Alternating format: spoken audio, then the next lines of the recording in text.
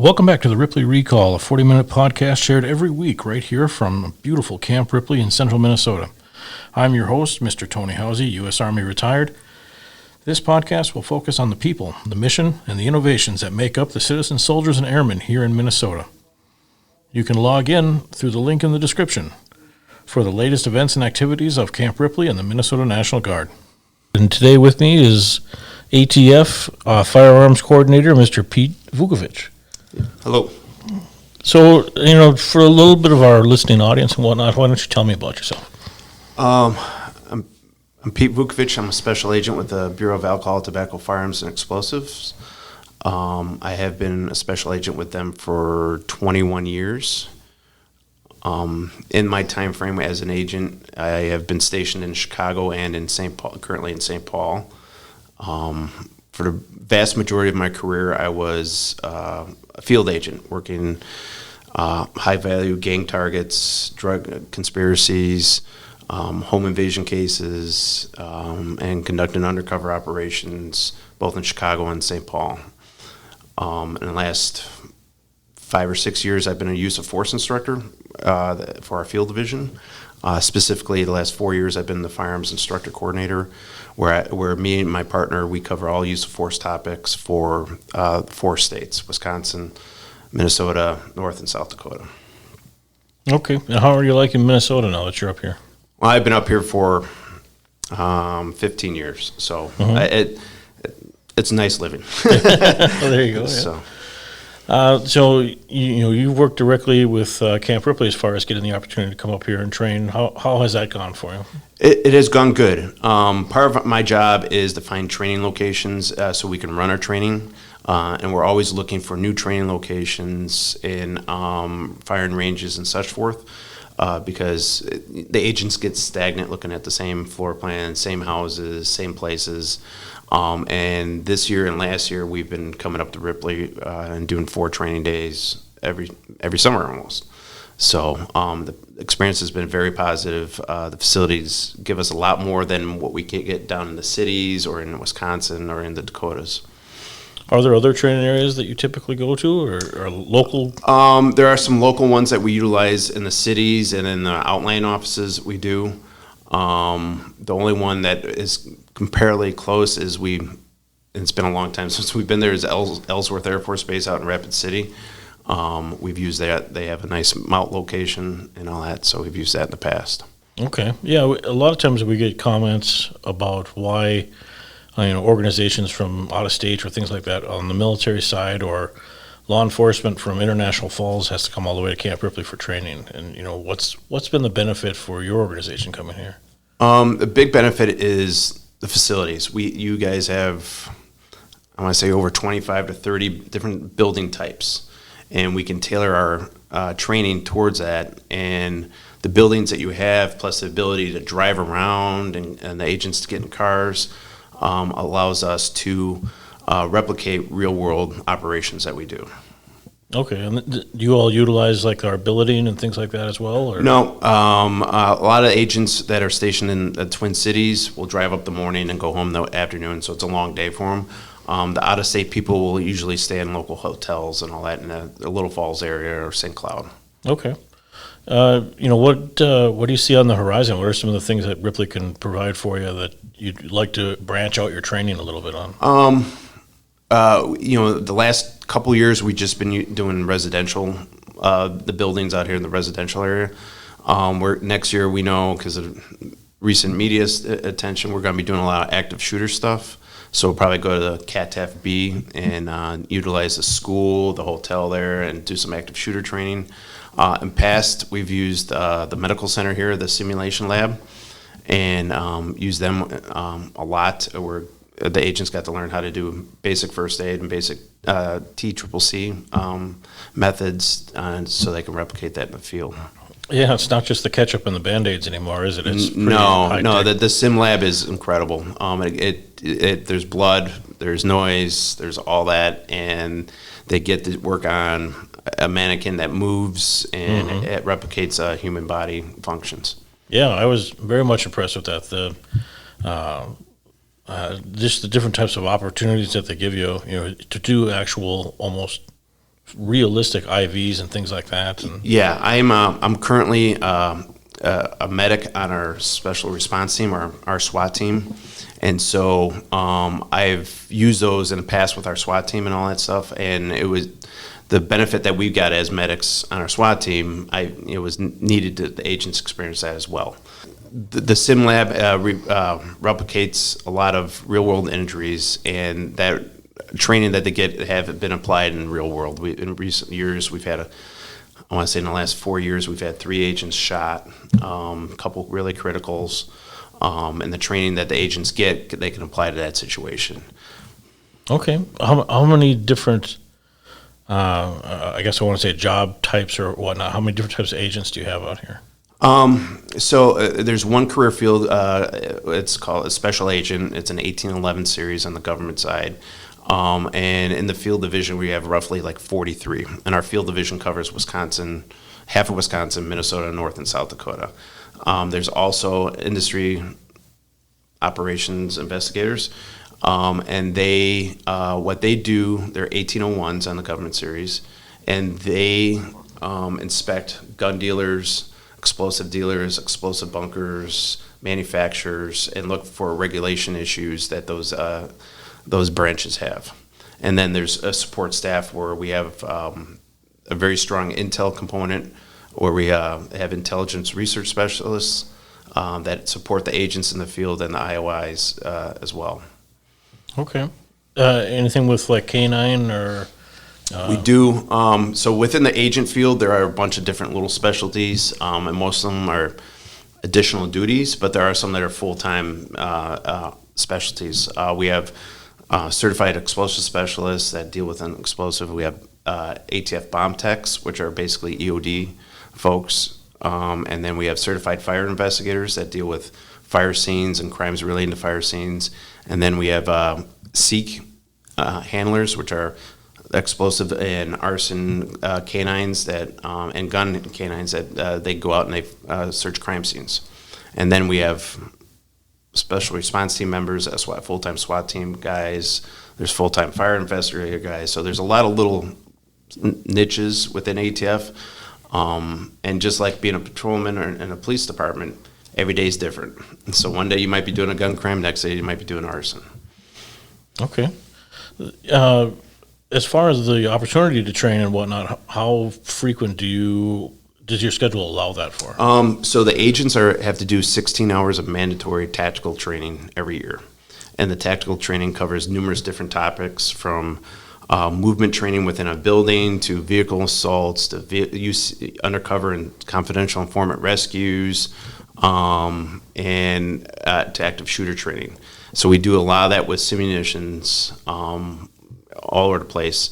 And then every quarter, they have to do 8 hours of firearms training. So every agent typically will put downrange 1,000 rounds of pistol ammunition and roughly about 800 rounds of rifle ammunition.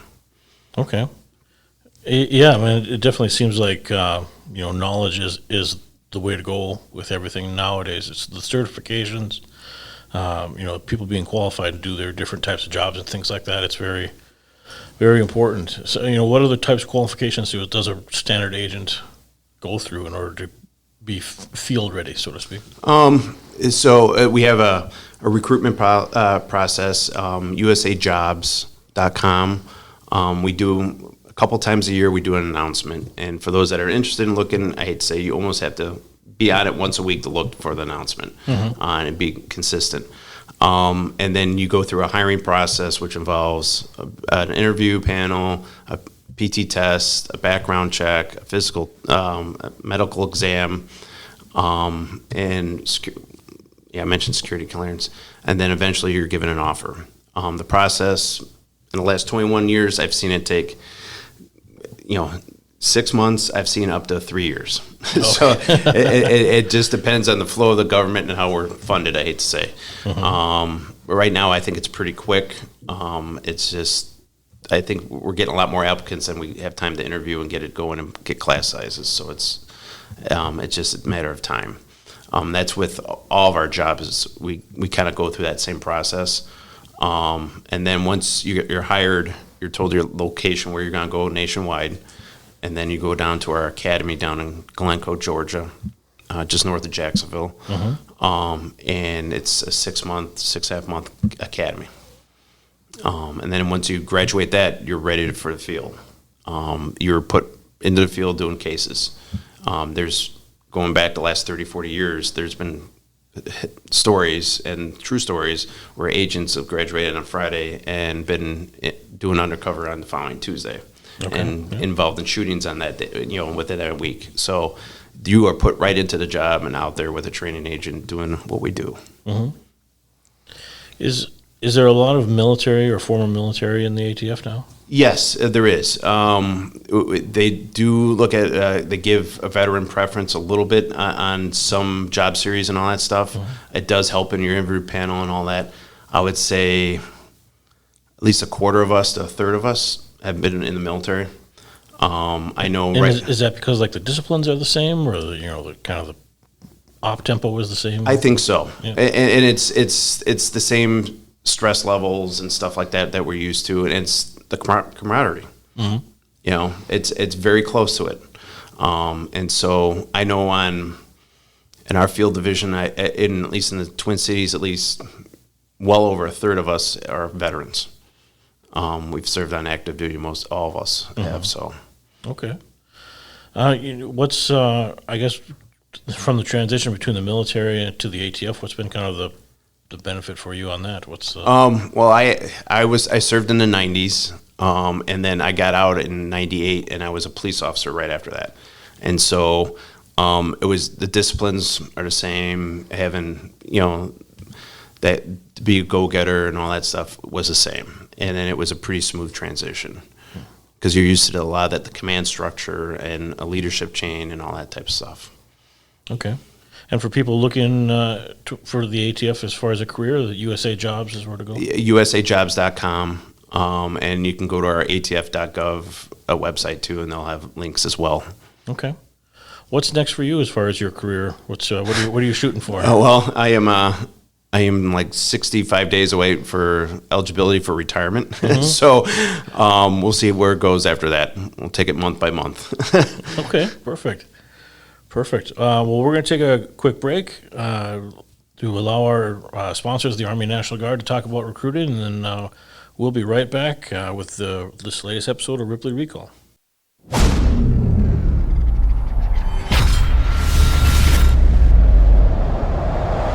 Becoming a soldier in the Army National Guard is not easy. Don't quit, let's go! But it will be one of the most transformative experiences of your entire life.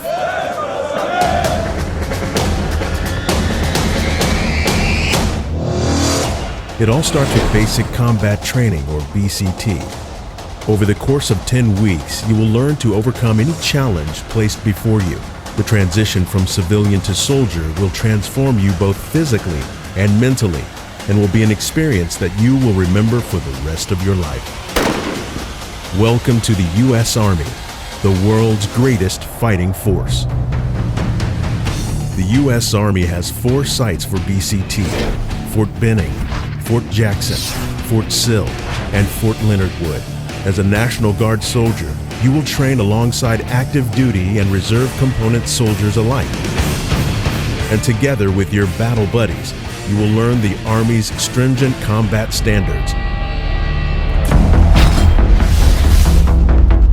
Once soldiers arrive at their basic training reception battalion, they will make a final phone call notifying family they've arrived safely. Parents or spouses need not be concerned if you don't hear from your loved one over the 10 weeks of basic training.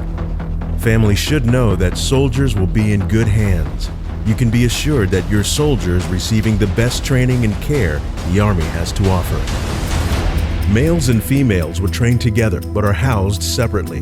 Reception typically lasts 4 to 7 days and includes administrative preparations such as physical examinations, dental exams, x-rays, optometry exams, blood tests, and immunizations. Be prepared, because there is no smoking, alcohol, no drugs, or junk food during training. If you can't handle that, then you've come to the wrong place. To complete your transition, you will enjoy one of the post's barber shops, where you will be treated to the Army's famed military makeover.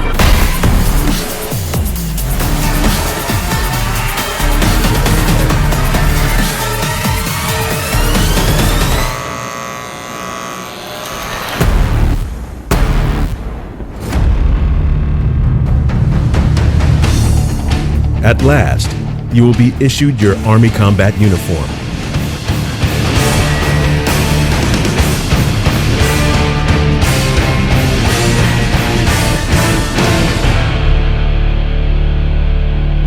Once you've processed through reception, you are now ready to get to know your drill sergeants, who are very excited to meet you.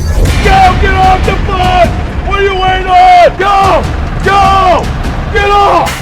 The drill sergeants at first, they can come off as very scary. That is their job, is to take you from civilian to soldier in a short amount of time. They're not here to hurt you, they are here to make you stronger. You are a risk assessment waiting to happen. Go! You're having to obey orders and do exactly what they tell you to do it, how to do it, and when to do it. And if you don't do it that way, they will correct you. Try this again. One more time.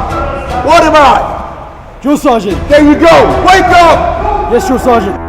On, tail, hey, run! You better learn my voice really quick. You can't even do a push-up. If a fly lands on your face and it itches more than anything, you let that fly do whatever it wants to do. You do not slap it off. You do not move. If I tell you something and you hear my voice, you better snap and get right. You understand? Yes, Drill Sergeant. How are you here? You can't do a push-up, 41. Do not move. These are now your bunks. Hurry up. Get over here. Yes, Sergeant. Sergeant, really? Sergeant, how long have you been here? Basic training is divided into 3 phases: red, white, and blue. Your training begins in red phase, in which soldiers develop basic combat skills with emphasis on equipment familiarization and skill developments such as first aid, physical readiness training, and team building. Highlights include the confidence course and the gas chamber, where soldiers are exposed to CS gas in a controlled environment and are expected to react.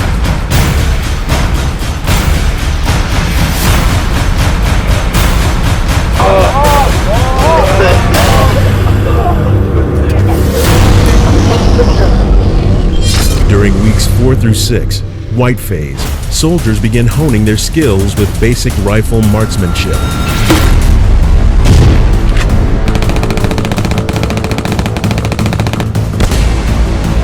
Soldiers will also train in combatives and bugle stick tactics, where soldiers are trained to close in on the enemy. Countered by intelligence and common sense, this training teaches soldiers to use their rifle as a melee weapon. The confidence course tests personal courage on elevated obstacles. You will work on your strengths and weaknesses and learn to depend on your battle buddies to complete the course. Also during this phase, soldiers are instructed on tactical foot marches and land navigation, which includes map reading and compass skills. Blue phase concentrates on individual tactics, increased leadership, self-discipline, and teamwork.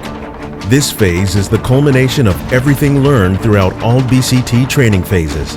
During the U.S. weapons immersion, trainees first practice with dummy grenades and graduate to live grenades. They will also undergo field training exercises and simulated combat scenarios during the day and night. You will have a battle buddy who communicates what needs to happen so you can stay accountable for your team.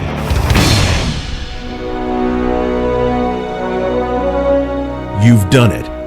You've completed basic combat training and taken your place among the greatest fighting force in the world.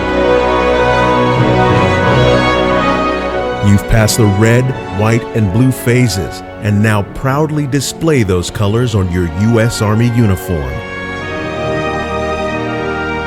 Your friends and loved ones will be proud and will notice the change in you. You are now a soldier. But your journey doesn't end here. This adventure has only just begun.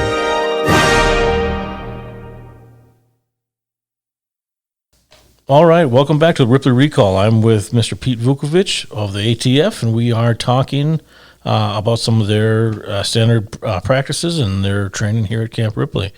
So, I never see a Netflix show about ATF. There's all kinds of FBI and profilers and CSIs this, but where's the ATF?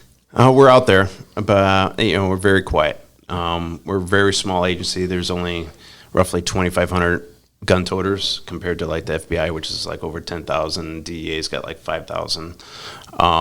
So we're very quiet, but we're kind of like the special forces of federal law enforcement. We're quiet, the silent warriors. You don't see too many ATF folks in suits. I guess that's that part of it as well. That is part of it. We're integrated with local law enforcement. We work down there. Typically, for most offices nationwide, guys are dressed like local police officers that are working in undercover capacity down in local task force. For years, I spent most of my career down working with county task forces, other federal agency task forces, but mostly with state and local police departments. And for most part, all my partners were, over the last, with the 16 years I was doing investigation, were state and local police officers. How many different agencies do you typically work with? I mean, it depends on the investigation. Okay. Usually what I found my niche in it was I was working with a drug task force or a local police office department's got a violent crimes task force, and usually me and a local police officer would work together. Either he'd have a confidential informant or I'd have one, and we'd target a street gang and put that informant into the street gang to buy evidence or purchase evidence from them. And we'd conduct numerous deals and all that stuff our operations where we're purchasing evidence, conducting surveillance, getting enough probable cause to execute a search warrant to go recover that crime gun or firearms in general relating to that street organization.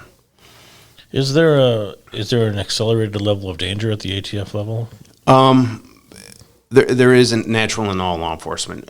We do a lot of high-risk warrants. Street agents do search warrants and arrest warrants at the bad guy's house. And that's part of where the training that we come in can replicate here is, okay, they're exiting their cars, they're approaching the house. Are they breaching the door properly? Because in law enforcement, 76% of all shootings on a resident happen at the door. And if they don't happen at the door, the next time they happen is that master bedroom or that bedroom where he's living at. So the agents we have them practice tactics to safely arrest a subject and go home safe at the night. Even still in the military, how we go through our process of training with task conditions and standards, and the conditions change constantly, right? So I would assume that the same thing of you, but the more and more cases you go through and develop and learn from it, do you see a template or a repetition in that as far as? No, it has changed considerably since 2001. My second day on the job was 9/11 with ATF. So there's interesting stories that happened and how the agency changed since then. With social media and the way a lot of that has gone, the bad guys are using different methods, and we're constantly adapting and trying to outsmart them to get them, put them in custody safely.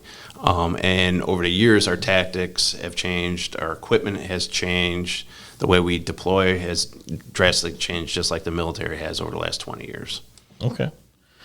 All right. Anything else you want to add as we kind of wrap up here? Nope.